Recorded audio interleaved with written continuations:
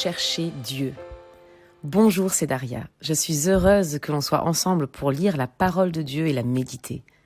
Ouvre ton cœur à recevoir un réma, sa parole révélée dans ton cœur. Lisons Ésaïe 55, versets 6 et 7. Cherchez le Seigneur pendant qu'il se laisse trouver. Faites appel à lui pendant qu'il est près de vous. Les gens mauvais doivent abandonner leur conduite. Celui qui fait le mal doit abandonner ses pensées méchantes. Tous doivent revenir vers le Seigneur, car il aura pitié d'eux. Tous doivent revenir vers notre Dieu, car il pardonne généreusement. Il y a un pas à faire de notre côté. Les choses ne viennent pas juste comme ça, elles ne tombent pas du ciel par magie. Nous avons notre part à faire. Cherchez, faites appel. Ce passage me fait penser à un autre passage dans les évangiles. Matthieu 7, versets 7 et 8. Demandez et on vous donnera. Cherchez et vous trouverez. Frappez à la porte et on vous ouvrira. Oui, celui qui demande reçoit. Celui qui cherche trouve. Et si quelqu'un frappe à la porte, on lui ouvre.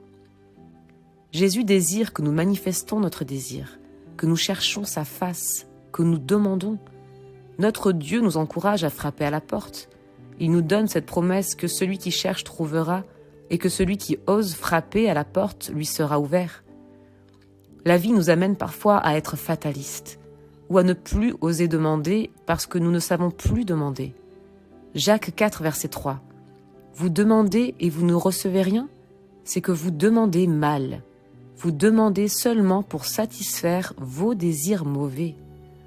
Lorsque nous cherchons Dieu, lorsque nous demandons à Dieu, soyons précis dans nos demandes et faisons attention de ne pas chercher à juste satisfaire nos désirs mauvais, nos désirs charnels.